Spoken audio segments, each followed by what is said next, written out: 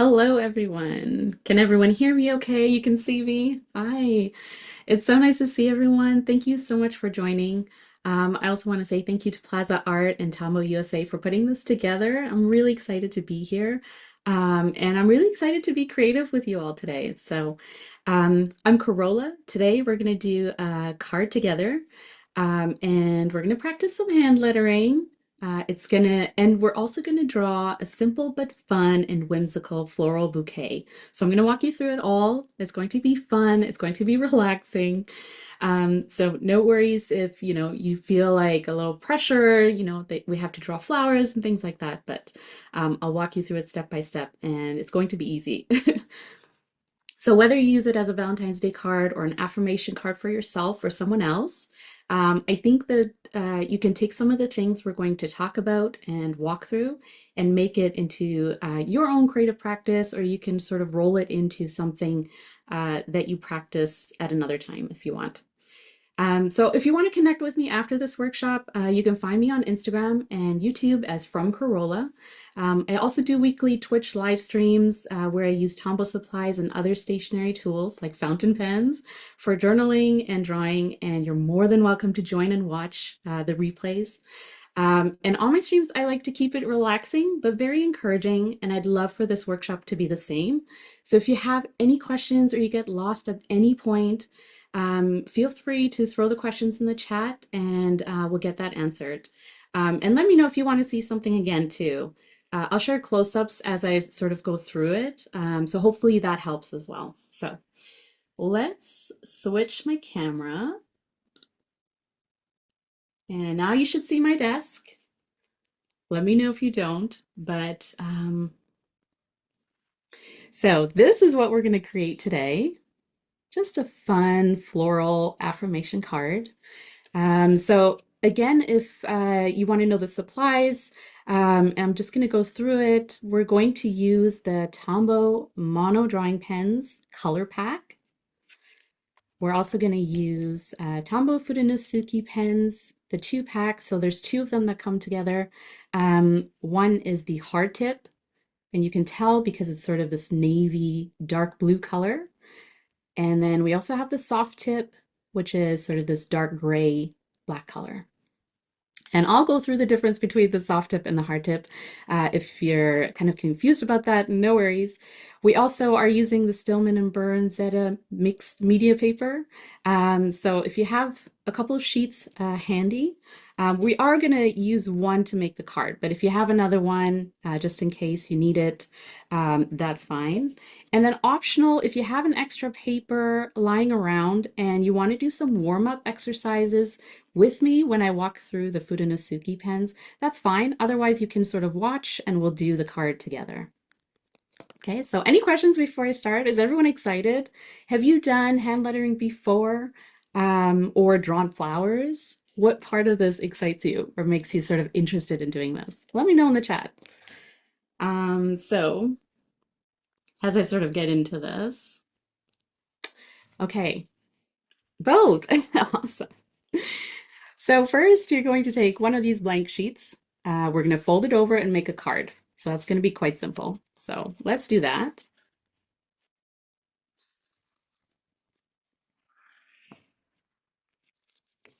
Okay, so we have a card and we're good to go.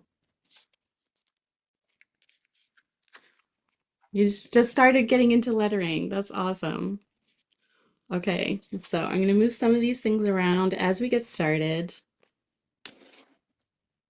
And I'll have this here as a reference if, at some point you look down and you're kind of caught up in the flow, which is totally fine. And you look up and you're kind of confused where we are. This is our goal. This is what we're trying to create. So I'll have that there for reference for all of us. Let me just, okay. I love pen and ink and flowers. I do too. I see that. Okay, so first we're going to start with hand lettering. I know it sounds like a big ask, but especially if you've never done it before. If you're comfortable with hand lettering, then let's practice. But if you are sort of nervous about it or it's your first time, let's take this step by step and we'll simplify it. First, you're going to take out your Fudenosuke pens because we're going to talk a little bit about what they are and how they help with hand lettering. So, first of all, what is hand lettering or brush lettering? You might have heard that as well. Basically, it's when you have a thin downstroke and thick downstroke, sorry, and a thin upstroke. So what that means is when you make a line down, you have a slightly thicker line, and when you have a line up, it's slightly thinner. So that gives you this really nice variation in lines, and it makes it look like a modernized calligraphy font or type style of writing. And that you can actually create that with just a brush pen. So in doing hand lettering, what you're working on is control and consistency. And that's what you practice when you're using the Fudenosuke for hand lettering. And what you kind of build up as you practice is confidence in using a brush pen and working on the pressure and keeping that motion fluid. So all of those things kind of combined, that's what hand lettering encompasses. And then the difference, I'm just going to scroll down in chat in case I missed something, but the difference between the hard and the soft Fudenosuke pens is that the hard tip I find is actually easier to control. And I will show you a little close up of it. So you can see it's a brush tip. It's slightly smaller and harder than your soft tip. And for me, that gives me crisper lines. I find it really, really easy to hand letter with this because when I'm applying pressure to it for my downstrokes, I find it easier to control. And when I lift it up a little bit in pressure to get those upstrokes, I also find those lines very nice and thin, but very consistent. With your soft tip Fudenosuke, what you get is a softer rounded line when you do your downstroke, and a wider stroke in general. So, for example, if you're doing, hand lettering in a smaller piece or a smaller space, I find that the hard tip is a lot easier to use in that space. But if you're kind of, you just want that artistic flair, and space is not a problem, and you're writing in, sort of big strokes, the soft tip is really helpful for that. And for the purpose of this workshop, I'm using them for hand lettering, but just know that these pens are great for drawing or sketching with as well. Because if you're into sketching and you want those line variations, a brush pen is really helpful in that. So doodling, sketching, drawing, and hand lettering, all those things you can use these brush pens. Just with practice, you work on how much pressure you should apply to the pen to get the line that you want. Okay, so we are going to use the hard tip brush pen, the one that I said is easier to control. If you're new to hand lettering, this is sort of my recommendation in terms of just grab this brush pen, do some warm-up exercises like I'm going to show you, and yeah, and just kind of feel the pressure of pushing down on that brush tip. So if I sort of use this extra piece of paper to show you the basic strokes that we're going to use to hand letter this phrase. When I say downstroke, I mean I'm moving my hand down and I'm applying gentle but firm pressure on the brush tip. So if you want to try that out, it sort of looks like this. You're pushing down and you get your widest line that way. So that is the downstroke. And as you practice, and this is why warm-ups are important, because it warms up your hand and it gives you that confidence to keep doing that line. So those are your downstrokes. The upstroke is when you're moving the brush pen up and you're moving your hand up with it. So for example, you're kind of doing this. Not as much pressure applied as with your downstroke. Just gently guide that pen up. And the more you do this, you'll see that you actually don't have to apply too much pressure to still get a line. And you'll see the variation in line versus the upstroke and the downstroke. And this is what gives you that really cool stylistic look in hand lettering or brush lettering. The other sort of shape we're going to do when we do this phrase is an oval. So when you're doing an O, for example, you start with a downstroke. You move into a downstroke, I should say. So if you're doing that oval shape, you're moving into a downstroke and applying gentle but firm pressure, moving down. And then when you're completing the oval, you lift up and sort of do that upstroke where you don't apply a lot of pressure and you're just letting the pen make your line. So again, what that looks like if you're doing it in one fluid motion, which is the goal of hand lettering, is to do it very fluid and with confidence. You're moving downwards, applying gentle but firm pressure, and then as you move out of the loop, you lift up and just let the pen glide. So you'll see that variation in line width when you do your downstroke. And then again, that gentle sort of light line moving upwards. And that's basically it. And a lot of it is, like I said, practice. So the more you do it, the more you'll get a feel for how much pressure you should put on this type of brush pen. Again, you don't want to put too much pressure and bend the tip at all. But because it's a hard tip, it can work with, you know, pushing down and still being able to control that line.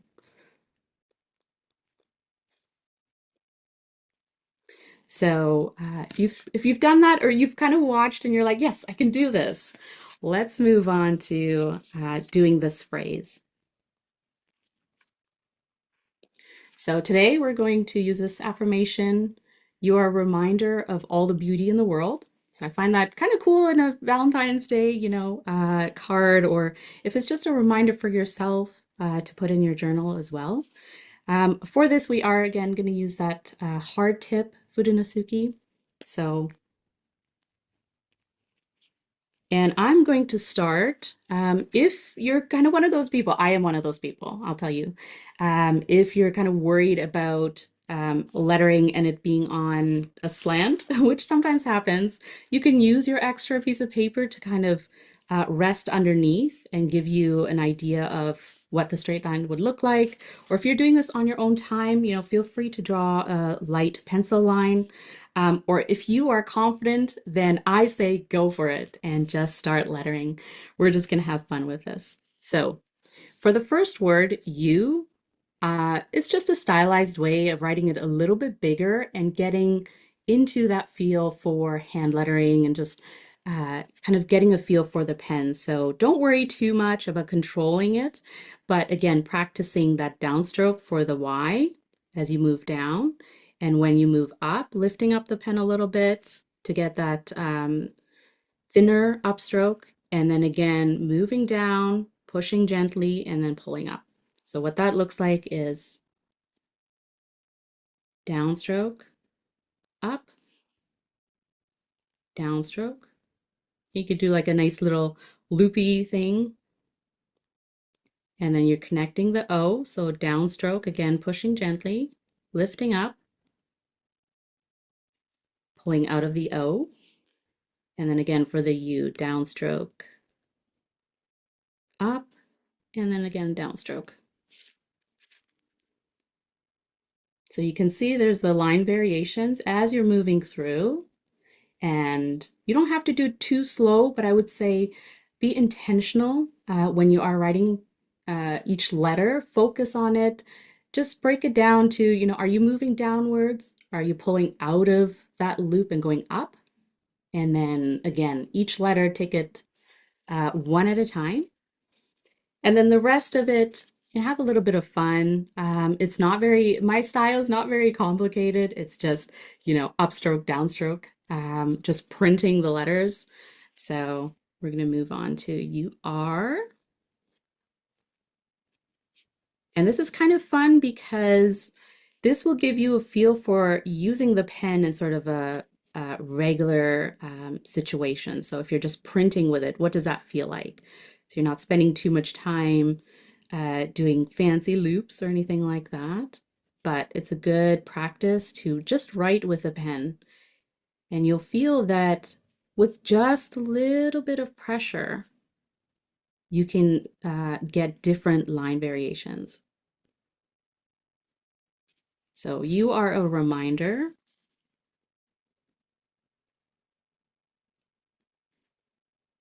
of all,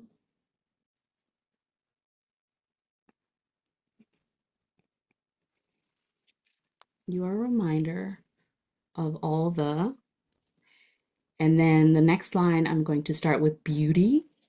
So again, beauty, I'm going to do a little bit of a flair with this because let me tell you, the letter B is so fun to hand letter because you can add that extra unnecessary loop as you come out and just make it look so much fancier just by doing that. So any letter that has those loops like Y, O, um, G, B, this is a great way to practice. So downstroke for the line for B, then you come out of it with an upstroke, just gentle, work into your loop, pushing down gently, and then add a little bit of flair coming out of it. Then you can connect that with the rest of the letters.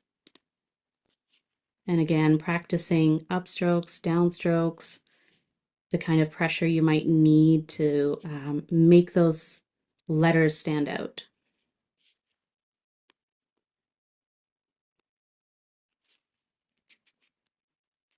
And then in the world, I'm just going to write it out and print it out.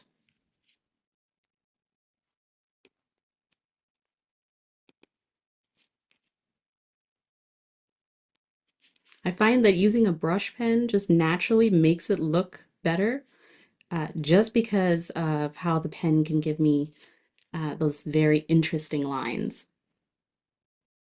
So it doesn't have to be fancy. It doesn't have to all have, loops and flair, but it still looks kind of bouncy just because you're using this brush pen to give you those lines, thick and thin lines.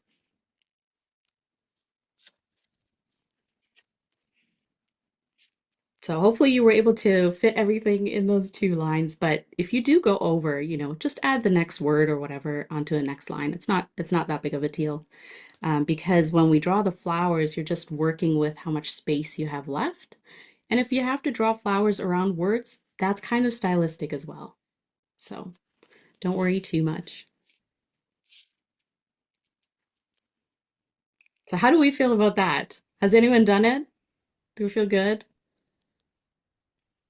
Melissa said she must have did her B ahead of time. She said, I did my B accidentally, like yours better.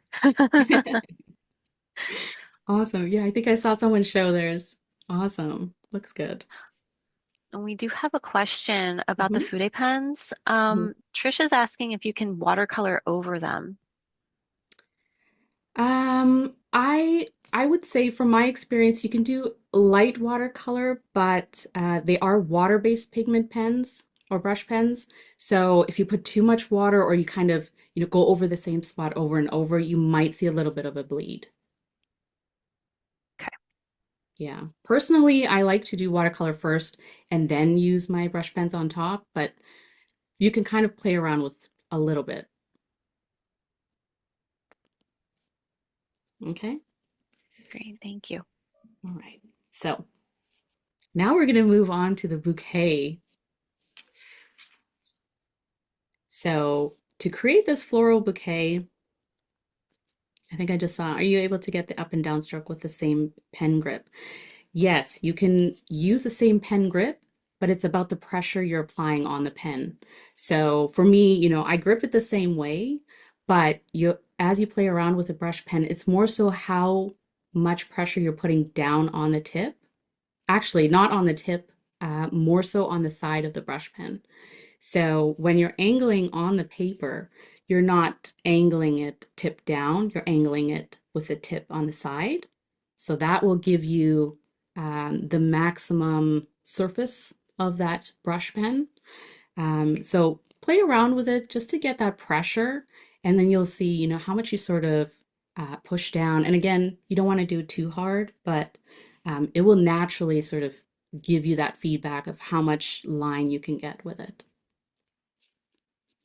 Okay, so to create this floral bouquet, I picked out 4 flowers that we're going to break down into very simple shapes.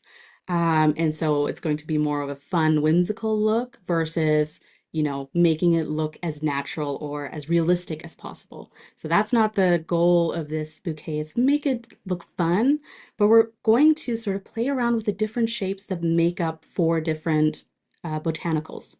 So I have a rose, I have 3 tulips, I have eucalyptus, and I have a gerbera or 2 gerberas.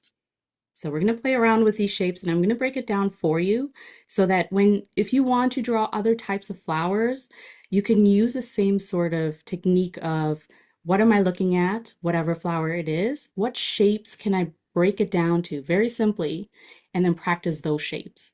And the more you do it, again, you can sort of vary, which way they're facing. You can play around with making them look a little bit more 3D, and I'll talk to you a little bit more about how you can do that with simple steps. Okay, so for drawing the flowers, we're going to start with the black mono drawing pen. So in your color set, there's a black one. It's great, it's versatile. I find that I do everything, if I'm outlining things, I do it just with a black pen or the black mono drawing pen. And then after we draw the floral bouquet, we're going to add color using the rest of the colors. And I'll show you, because they are fine liners, I'll show you how you can use that precise tip to add color. So you can color, naturally as you would, or you can use techniques where you're drawing very thin lines, and that will add color to what you want to add color to. Um, and so first we'll start with the black, and then we'll take a look at all the color mono drawing pens. So we're going to start by drawing the rose, because that's kind of the center point of this floral bouquet. That's where I'm going to start. So on your card, I would say pick sort of a point that's in the middle of your card, and that's where we'll draw the rose.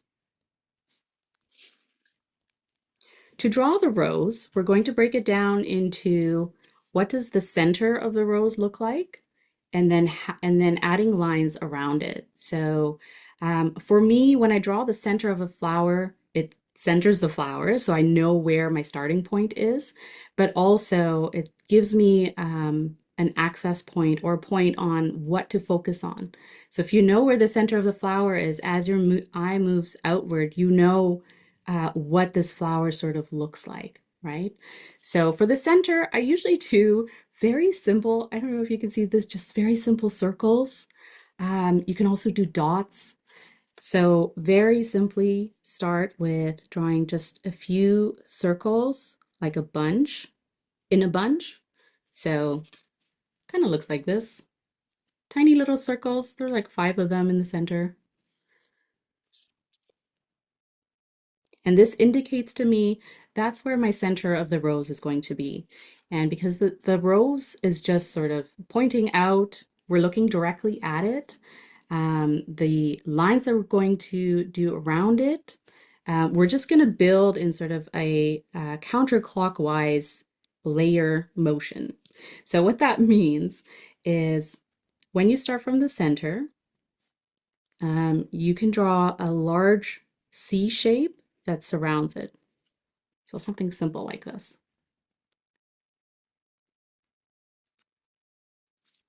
So it's just kind of an open C line. And then move around the center doing that same shape.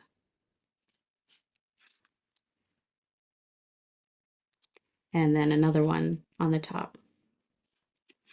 So there you have the center, and then you sort of have these lines that surround it. Then you're going to do another layer around it.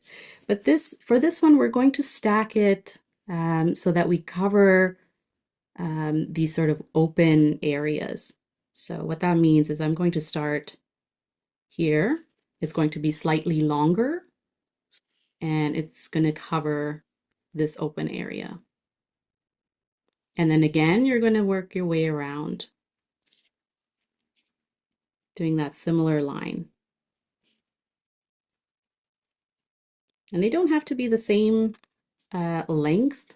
You can sort of play around with making them slightly longer, slightly shorter as you work your way around. And then maybe we'll do one more here. And this one again is going to be a longer line.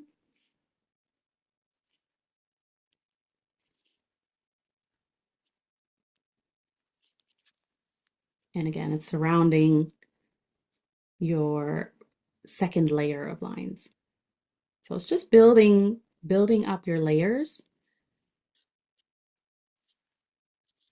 to start with.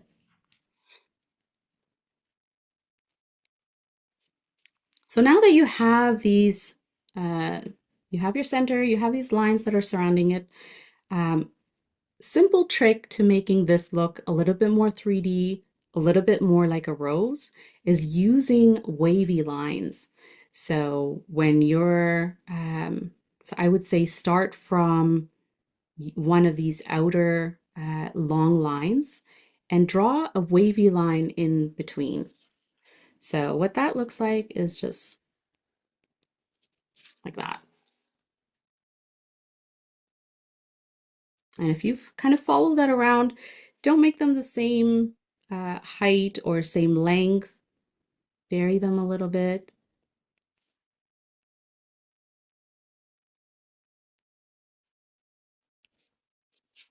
And do that for each layer.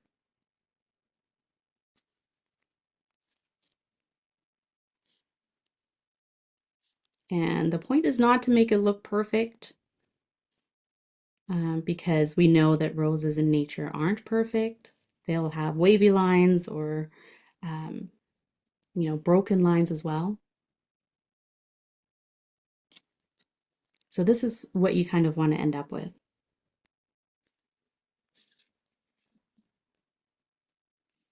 And then if you have some sort of, some space in between these lines, you can create a little bit more of a line to connect them.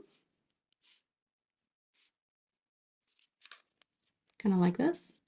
So it looks more like a closed loop, but it doesn't have to have a line that goes all the way around, if that makes sense.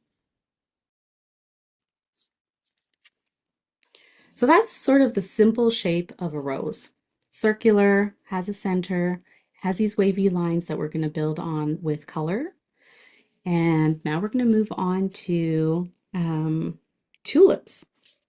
So in this card, I drew 3 tulips. You don't have to draw 3. It kind of does depend on how much space you have on your card, but maybe we'll go for it and we'll see how much space those take up. So similar to the rose, we're just going to break it down into a very simple shape and very simple lines. So the tulip to me is sort of these 2 ovals that overlap. So first I'm going to draw this first oval. Then I'm going to draw an oval that sort of overlaps. So it kind of sits behind your first oval. So if I draw that sort of on the side of this rose, I start with an oval like that. And then a second one that you can connect from the bottom that comes up and then sits behind your first oval. So it can be kind of like a heart with a line in the middle, or you're sort of overlapping those 2 oval shapes. And then what I like to do is draw these little hills in the back. So I draw three, but again, they're sort of overlapping, and it kind of just shows that there's more petals behind. It's just a very simple way of making it look a little bit more 3D, a little bit more natural. And then if you want, because we're going to draw a stem that connects this flower to your bouquet, I just draw these little leaves and then a stem that goes down.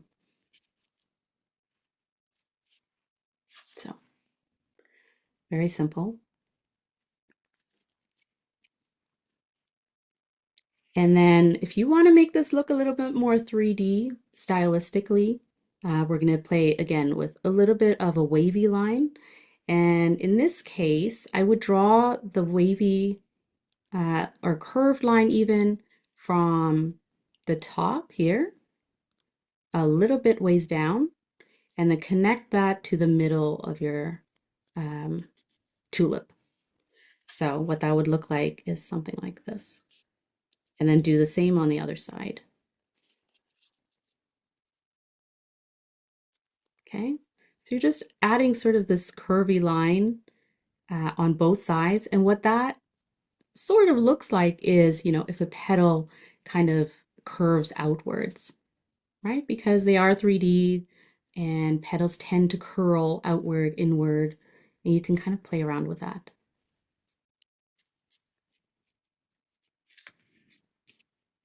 So we have one tulip like that. You can practice another one in the center on top here as well, similar to this card.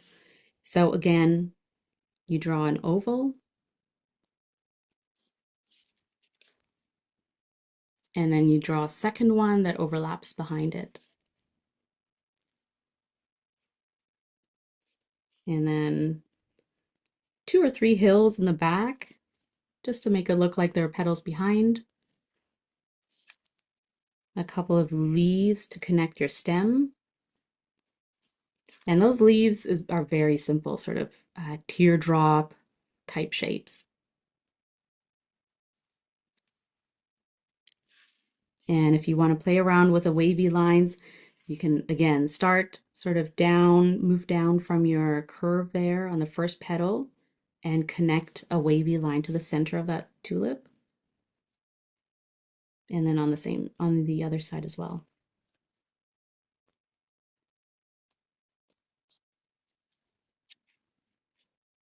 And then we're going to draw a third one, and maybe with this one, we can vary the shape a little bit so it's kind of a bigger oval, but it's sort of spreading out to the sides. So we can draw an oval like this. Sort of a little bit bigger, a little bit more space here at the top. And then when you connect a second oval, again, give it some space.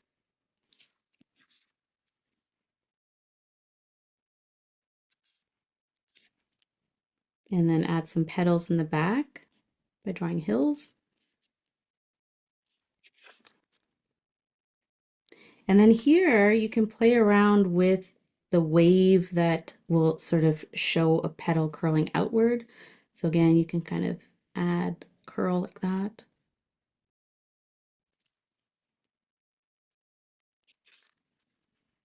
So it sort of looks like this.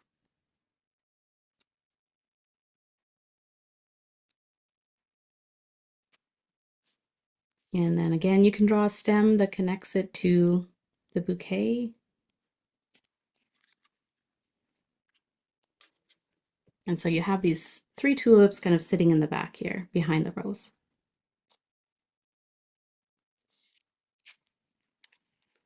Okay, I'm going to move on to the Gerberas, which look a little bit, they look a little bit more complicated, but they're not. It's more so, again, breaking down the shapes. So we're going to have these smaller sort of teardrop type oval shapes, and they're going to connect. And then you're going to draw another layer on top and another layer on top. And it's more so alternating how they sort of sit. So if you have that first layer of ovals, you're going to use that space in between where they dip down and add your second layer in between there. And so that's why you get this sort of alternating look of petals that look like they're sitting on top of each other. So if we want to start on the side here, we'll draw kind of this half um, gerbera. And again, I like to start with the center so I kind of know where I'm working from. And again, some circles will do the trick.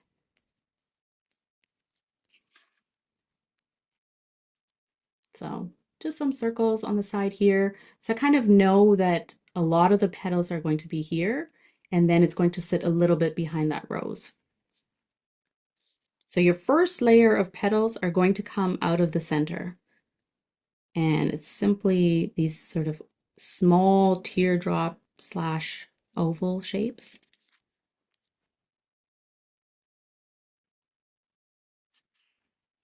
Yes, a Gerbera daisy. And then when you do your second layer, again, sort of cover in or cover that space that you made with your first layer where the petals dip down so that you're layering on top. Kind of looks like this. And you'll see that you're filling in the space as you go.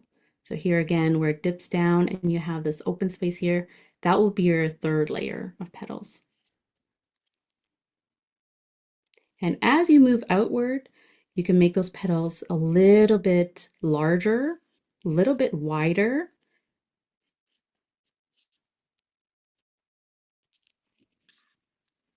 Because they're going to be bigger in perspective as they move outwards and closer to you.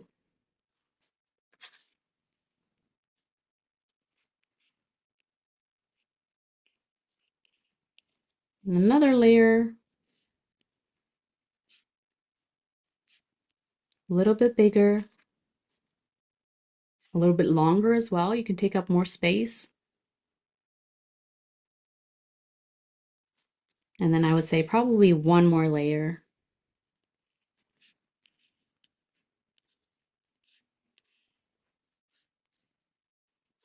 And you see, as I move outward, those shapes that I make become a little bit irregular, a little bit less perfect, a little bit less rounded as well. Because again, when we play around with making this look a little bit more 3D by adding those curved lines on those petals, it makes it look a little bit more like those petals are curling. So in this case, once you have your general shape or your general flower, we can add curved lines on, I would say probably like the first two, the outer first two layers. And then we'll leave the petals sort of in the center, two layers alone. But what this would look like is just a curved line like this, continued.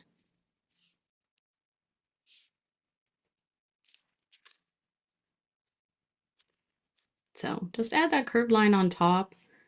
You're starting within your petal that you've already made.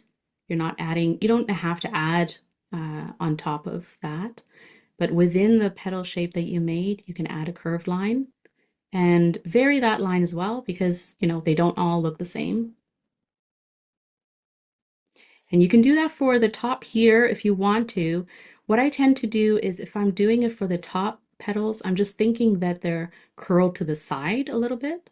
So I would angle that curved line just to kind of be on the side of that petal.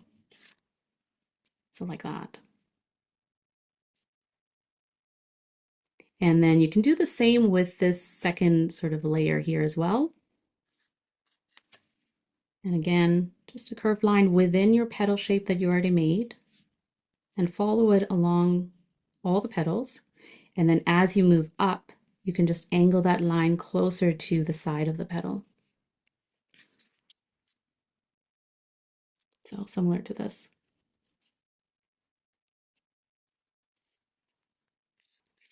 And you can practice this all over again with another Gerber daisy sort of on the top here if we want to add that in. So again, we start with the center of the flower, and that's just a few circles. And your first layer of petals, just make them kind of small, little oval teardrop shapes. So that's your first layer. And then where your petals dip down, your second layer can kind of cover that free space.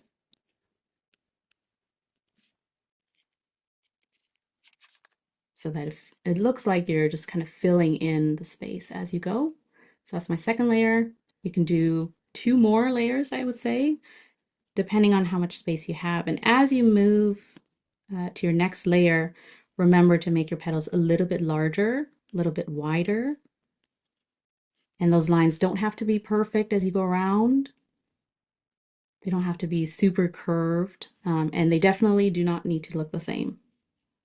So I'm going to do another layer so that there's more petals in the back here. Cover up some of that white space.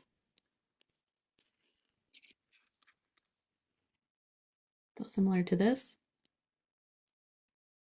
And then again, we're going to play around with making it 3D by adding those curved lines at the top of your petals. So your outermost petals, I would say the first 2 layers probably. And again, that curved line within.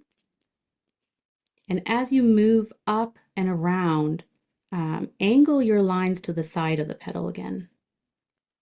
And I would say on the right side, so that it kind of looks like all those petals are curling inwards at the top. And you can do the same with this second sort of layer, some wavy curled lines.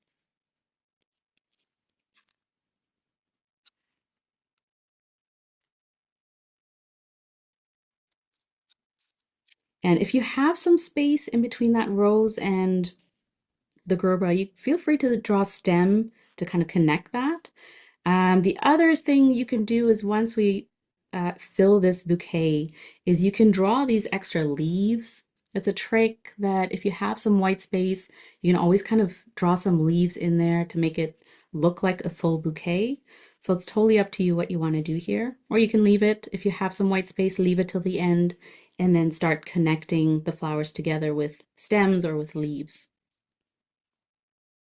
Okay, so those are those are the Gerber daisies.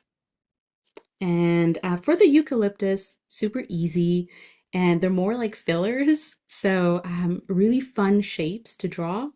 And if you have space here, this is kind of like, you have a couple of tulips, you have some space here, you have a little bit of space between those flowers. It looks like there's something missing here. This is kind of a good filler to add in. So eucalyptus is super easy. They're like upside down teardrops, basically. So kind of like this.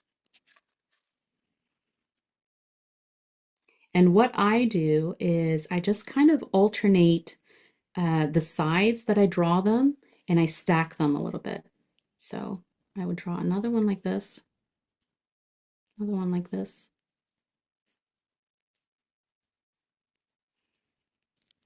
So it's kind of like that. So it's definitely a space filler and it just gives a little bit more interest that there is something there. It's not just leaves. It's a very simple shape to draw. So if you have some space here, like I do, between this tulip and the Gerber daisy, feel free to draw eucalyptus. Practice those teardrop type shapes. Like that. And then I would probably draw maybe something here.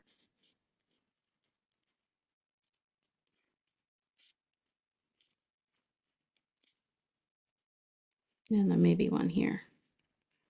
You can add as many as you want if you feel like there's kind of empty space. I am leaving this white space to show you how we can add some leaves in the bottom. So I'm not too worried about that, but you can also practice drawing another flower if you want in some white space if you have it. And with eucalyptus leaves or these types of leaves, what I like to do is I like to draw a line that comes out of the stem into the center of the leaf. And that to me makes it a little bit more 3D. It kind of shows me that, it's sort of a leaf that is coming out. So starting from the stem, I just draw sort of a curved line into your leaf. And I would do the same for all of them. So what that looks like is just like that. Again, very simple trick, but it just sort of closes off like there's a lot of white space in those leaves. Makes it look a little bit more 3D.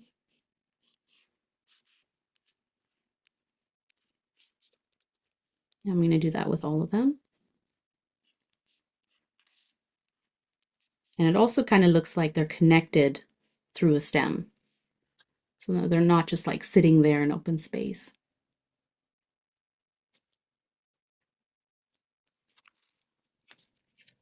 So those are the eucalyptus in the back. And then what I would do here is I would add some leaves because, of course, if you have seen a floral bouquet, you see a lot of those leaves coming out of the bottom on the sides, and that's what kind of keeps everything together. And so how we're going to do that is very simple. Again, very simple shapes. So we're going to do, if I'm putting a leaf here, I sort of do the first line down. I have a curved line here. And then from the tip of that, I move back up. So you have like a half moon type shape. And then from here, what you can do is you can add another curved line starting from the tip of that end and move back behind it, or you can add another curved line here. So for here, I can kind of do this like that.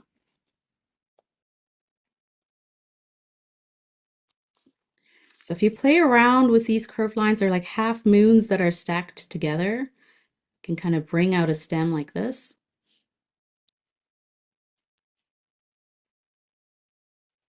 Like that. And then if you're doing it on the other side, or you kind of want to practice doing it the other way, again, sort of bring out a curved line like this, then connect it back, and then have another one. You can have another one in the back, or you can sort of have a smaller one that connects it here. So let's play around with one in the back.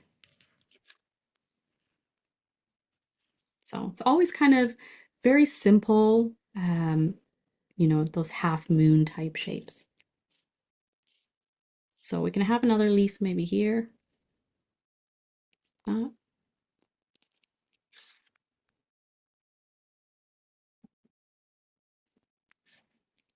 And then maybe a leaf here. So I always play around just with, bringing out a line down and then connecting those secondary lines to it.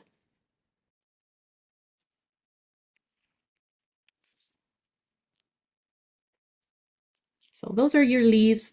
And if you have some space here to draw stems in as well, you can do that. Or if you want to keep practicing those leaf type shapes, you can kind of build them around the bouquet as well.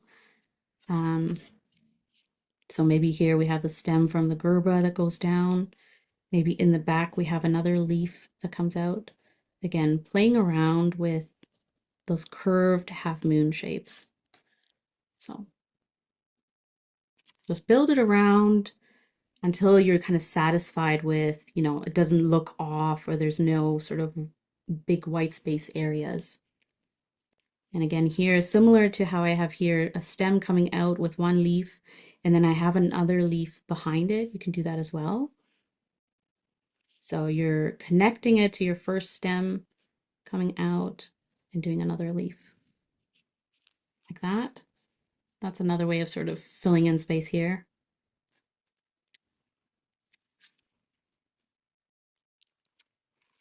So once you're kind of satisfied with the bouquet, you have flowers, you have some leaves, you have some eucalyptus fillers in there as well.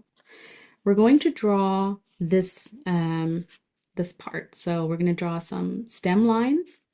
Then we're going to draw this ribbon, curly ribbon, and then more stems and close off this picture. Okay, so for the stems, I would just kind of draw a few lines that move downward because we want it to look like, there are leaves and flower stems. Just draw a few lines that go down. Now, ribbon always kind of throws me off because when I look at it, it has to look 3D, right? And it's sometimes complicated if you look at like how do I draw this? So I break it down into very simple curved lines, and then kind of connect them that way. So first we're going to draw this main sort of ribbon that looks outwards to us. And how I do that is I start sort of in the midway point of your stems. So probably here, okay? And I'm going to come out and draw a curve that goes right across, it cuts right across our stems. So if I start from sort of that midway point, and so it'll look like this, a backward C, and then it cuts right across your stems, like this, and then curl it back down, like that. So now you have this curved line, cuts across your stem, and then stops where, your stem line would continue down.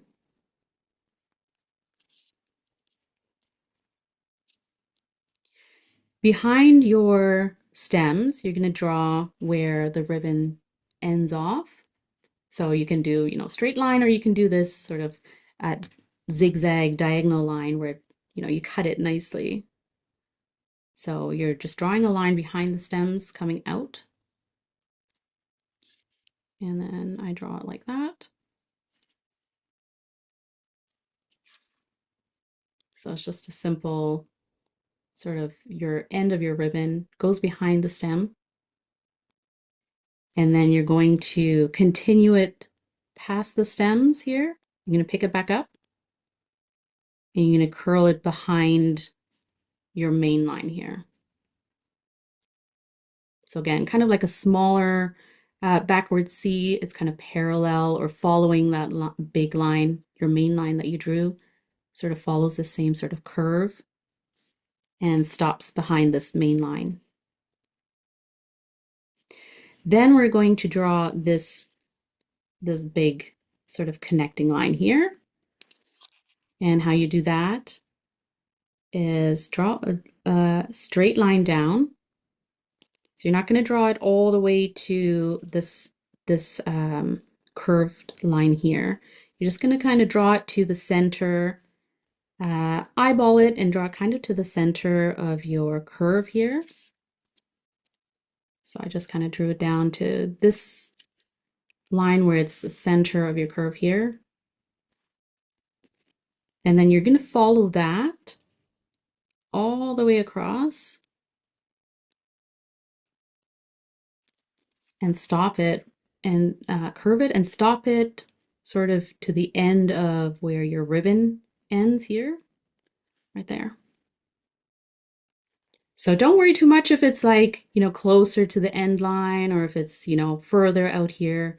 It's totally fine. It's just that you want to sort of give a little bit of space here to make it look like there's, your ribbon sort of curling in. So now we're going to continue these stems just for a little bit more.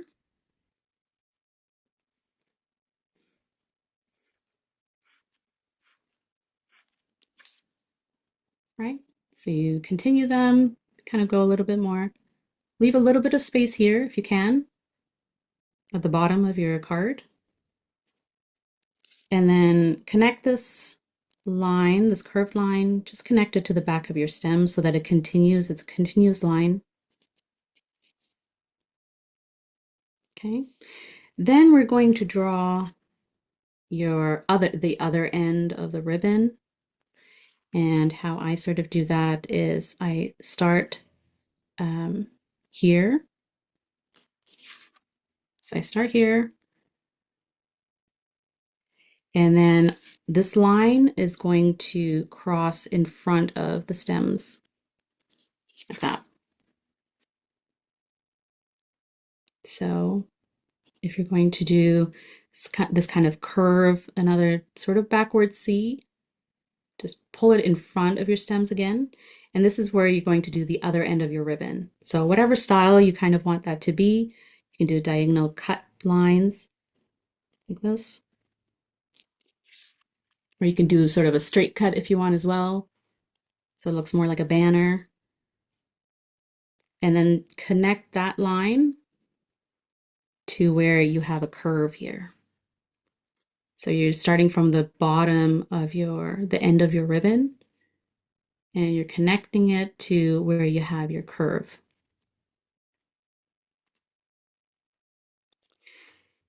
And then to make this a little bit more 3D, you're continuing this line behind the stem, right? And you're curling it right behind this ribbon cut. So it's a lot of sort of connecting as you go, but breaking it down into what you're going to see in front of the stems versus what you're going to see behind might be a little bit more helpful. And then if you have some white space, just connect them. Maybe your stems don't quite reach the ribbons. That's okay too. And then underneath your ribbon, you can always draw, the end of the stems. I like to vary the length of them as well because they're not perfect.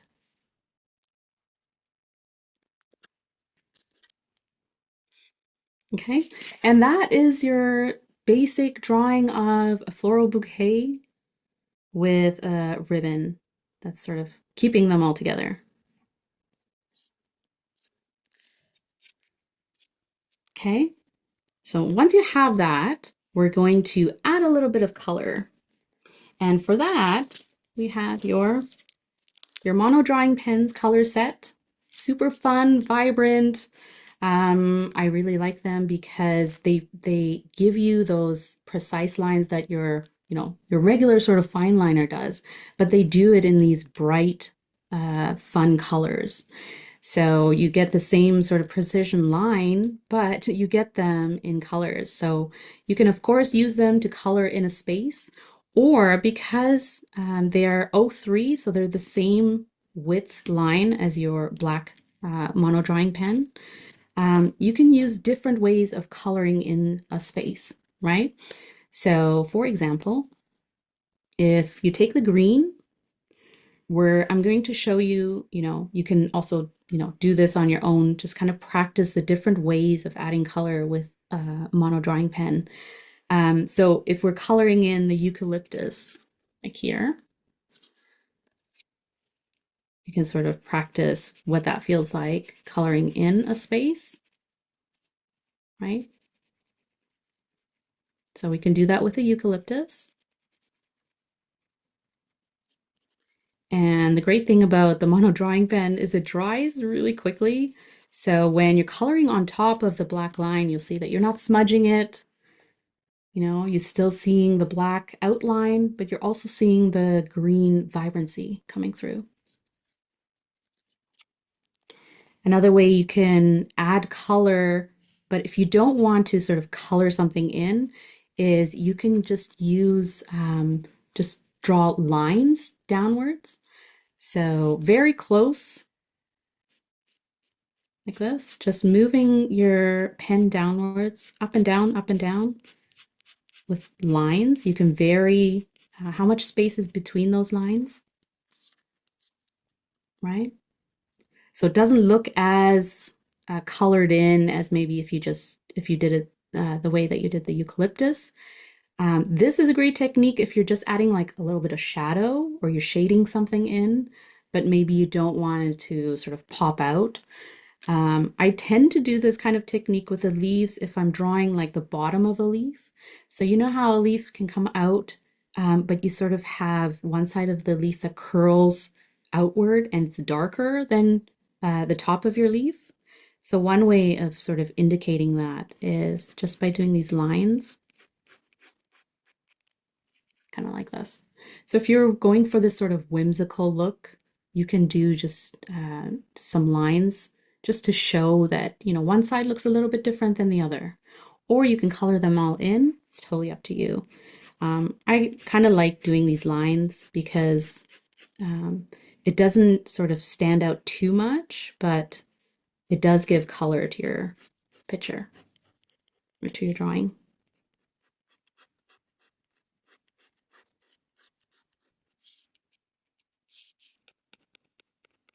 So you can continue doing that for a few more leaves if you want, or for all of them. Then I'm going to show you how to add color to the flowers if you don't want to color them all in. So let's take the red, and I'm going to show you coloring in a tulip. So if you want to sort of color in those hills in the back, the petals that make up the back of your tulip, they'll look darker, right? So when you're coloring in, of course, it pops. You have this pop of red in the back. And then in the front, to make it a little bit more 3D, because we already drew these wavy lines at the top of the petals, what I like to do is I like to draw directional lines that come up from the bottom of your flower and it moves up in curved lines to follow your outer curves.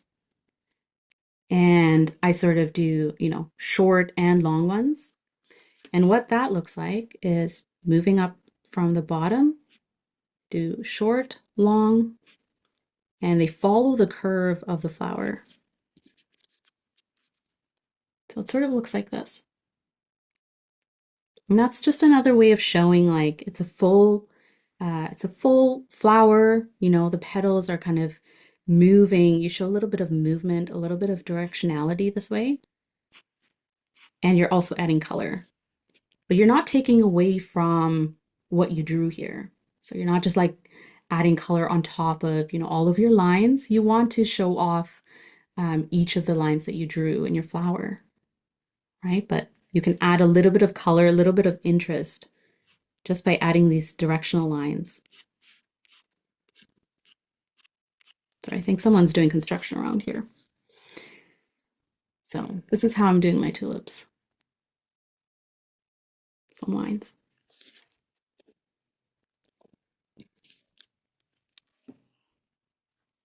And then if you want to take the purple, we'll add a little bit of purple to our Gerber daisies. You can color in the center of the Gerber because that is sort of where it's concentrated, right? You'll get lots of color there. So if you just want to kind of color that in a little bit. And then here, what I like to do is I like to add directional lines that come out from the center of each petal. So you can either do it from the center. So I'll show you, for example, what that looks like. Similar to what we did with the tulip, short and long directional lines, right? And you can also do it from the top of your petal moving downwards. So I'll show you what that looks like as well. And the reason why you do this is just to show that there's curves in your flower and your petals. And it kind of tells our eye what we're looking at.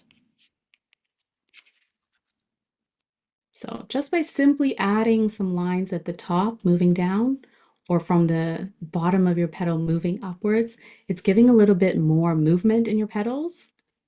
And it just makes it look a little bit more 3D. And you're also adding color. So it's a nice way of sort of showing this is a purplish flower just by adding those lines. Okay, and you can play around with that on your other Gerber daisy as well. Again, where I sort of find the bottom of the petal, it's peeking out in each layer. I just add a few lines coming up, so moving outward. And then some of the outer petals on the outside layer here, you can add some of those lines moving downwards from the top.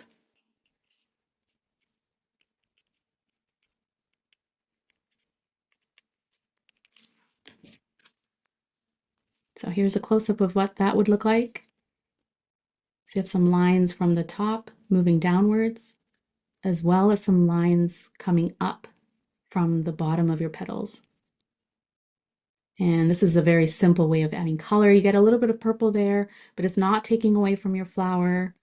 And it's not taking away from those lines that we drew. So it's sort of up to you how many lines you want to draw, depending on how big your flower is, how many layers you have, and where you sort of, you're happy with how much color you see.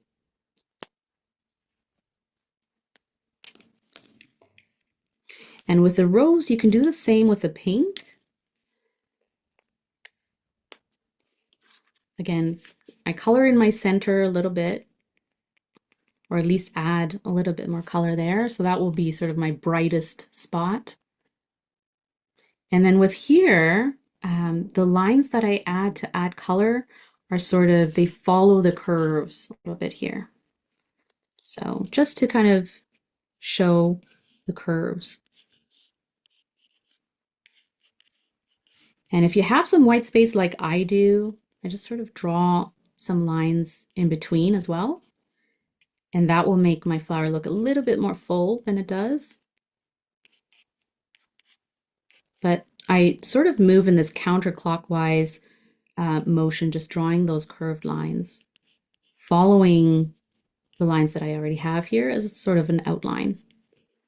So that kind of filled in my rose a little bit.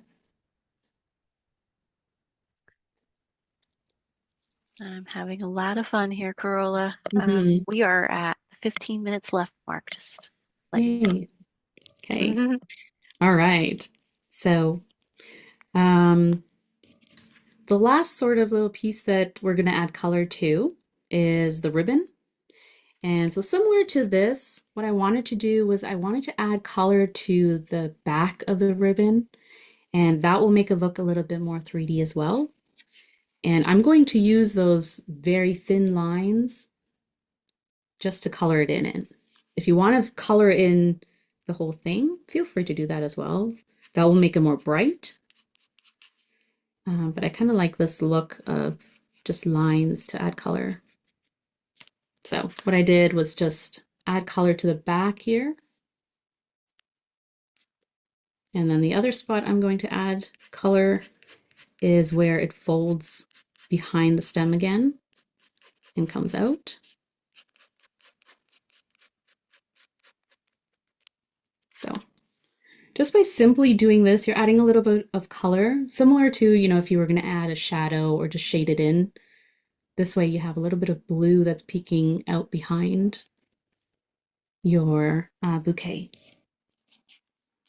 Okay, so the last bit we're going to do is we're going to practice hand lettering again. So we're closing the loop, we're coming back. And this time we're going to try the soft tip Fudenosuke. So this would be your dark gray barrel pen. And now you get a little bit of a feel for how different it feels versus your hard tip brush pen. And we're just going to simply write love, and we're going to practice that downstroke, putting a little bit of pressure, and the upstroke, lifting the pen a little bit, so you're not pushing too much on it. So again, downstroke for the L, and I'm doing it in that center part of the ribbon where it's blank space. Then upstroke, very gentle, downstroke for the O. And I don't know if you feel it, but I definitely feel the difference between when I'm using a soft tip and a hard tip brush pen. I just feel like it has a lot more give. And also it looks very nice too. And again, you can add a little bit of flair if you want to, especially coming out of the E, or you can just simply write it. But it was just, you can sort of feel the difference between using a hard tip brush pen, the way that we did the phrase at the top versus, if you're just going to sort of do a header or you're going to do a phrase just for the point of interest, it's kind of fun to use the soft tip Fudenosuke for that. So once you have that done, if you wanted to add more color, again, you can play with your mono drawing pens color set. The brown, you can add a little bit of color to your stems. The other thing I did on my card is I just added a little bit of like some doodles, so little hearts, little sparkles, especially if you kind of find that there's some white space around the bouquet and you want to fill it in. Have some fun with your mono drawing pens. See how they feel to doodle with. I find that just because they're like this, precise tip, you can draw little doodles, very small, and just add color that way. So just a few hearts, a few sparkles, some dots here and there is another fun way of sort of filling in some awkward white space that you might have in your card. Yeah. Okay. So I'm going to switch back to my camera. Um, all right. Hello, everyone. I hope that wasn't too complicated or that I sort of, helped you walk through the steps in a very simple way. Because at the end of the day, really, it's about using your creativity to, put in your own style. So practicing that hand lettering, I find over time, you sort of just come out with your own way of adding flair to your letters and having tools that help you just add a little bit more interest, I find is such a fun starting off point. And then, yeah, using those mono drawing pens, add a little bit of color where you like, and play around with those lines, those wavy lines. Break down your flowers to very simple shapes. And remember, it doesn't have to be perfect. You're going for a fun, sort of simple, whimsical look in this kind of style. So, yeah, I hope you had fun. And if there's any questions, I'm more than happy to answer them. Yeah, we do have a question from Roseanne, which looks like there's a couple people who have the same question. If you have a lettering template for learning your beautiful lettering. Oh, thank you so much, Roseanne. If you find me on YouTube, I do have some tutorials on hand lettering. Tombow USA also has some great resources on their site, workshops as well as, simplified how you can use those Fudenosukis to get those downstrokes and upstrokes, and also some warm-ups that you can do, which I definitely recommend. Awesome. And my question is, because I followed along with you as well, is it just a lot of practice to get the downstroke and upstroke thicknesses the way you want? Yeah. Yeah, definitely. I would say like there's technique, right? Which is putting a little bit of pressure when you're doing your downstroke and putting less pressure when you're doing your upstrokes. But I would say it's definitely getting a feel for your pen because, like I said, the hard tip feels a little bit different from the soft tip. And to get that right pressure, it's all about just doing it over and over and over again. Yeah, and I'm also familiar with the like calligraphy pens. So they have like that angled tip. So I'm seeing myself default to that, but it's a little different with the brush pen. Yeah, I have done like if you've tried like with calligraphy with a dip pen, dip pens don't have as much give as sometimes brush pens do. So you'll find, especially with a soft tip brush pen, it's easier on your hand. It's easier if you're kind of doing a long form lettering piece. I find that, I don't have to really push too hard or focus too much on those lines. And so it kind of varies that way, but definitely have fun with it. Awesome. Bernadette is asking, why did you choose mixed media paper and would others work too? And you had mentioned using watercolors with the Tombow. Anything else? Yeah, so mixed media paper, I just find it's versatile. Like you can use markers, you can use brush pens. I also find the colors tend to pop a lot more because the paper, it's just the form of the paper. It lets you sort of bring out those vibrant colors. And it handles brush pens really well. So, for example, please don't use printer paper. I've done that in the past, when you're kind of like, I just need something and that's all you have. But you'll find that it just sort of diminishes the vibrancy of the brush pen or your markers even. So definitely try and find like premium type of paper. There is premium printer paper, so even that is fine. But mixed media paper is kind of my go-to. Some Japanese papers are really nice too if you're into calligraphy. You might already use those. And yeah, I would just say make sure that they're like specified that you can use markers on them. Yeah. Cool. So well, if you guys have any other questions, please add them to the chat. We'll ask. But we do like to do a show and tell. I see Bonnie, you shared yours in the chat, but I want to go ahead and we can maybe do a little show and tell. You can set up your gallery view in your Zoom view settings, and we can all do a little share. You can see everyone else's work. So please, I'm going to share mine too, because I'm actually kind of excited about it as well. So Yay. I'm going to go ahead and change my view to gallery so I can see That's everyone. awesome. I love that visualization. Yay! Yay. Nice, Samantha. That's awesome. I love those. Thanks so much for sharing. I love those Beautiful. ribbons too. I felt a little nervous about whether or not I was explaining it correctly, but wow, I'm amazed. Yeah, it's always exciting. I love seeing how everyone kind of has their own little style. Yeah. Carol took notes. Melissa, okay, so if you're on desktop, it's going to be up in the upper right. There's a button that says View, and then if you click that, you can choose Gallery. But yeah, love seeing everyone's work. Um, awesome. Yay. Beautiful, guys. I love those flowers too. They're so great. Yeah, the texture techniques are really great. I picked up a lot of tips today. Yeah. Um, great. Okay, I don't see any other questions, so I think we can go ahead and close this out for the day. Please share on social media. We'd love to see your work. Go ahead, practice, do some more, show us everything. We want to see it. Thank you, Carola, for joining us today with Tombow, and we hope to see you all on the next one. Um, hope you guys have a great rest of your day. Stay warm. Yeah, thanks so much. And remember to tag us. I want to see it. Yes, I want to see tag them all. Carola from Carola. Yeah. Okay, have a good day, everyone. See you on the next one. Bye bye.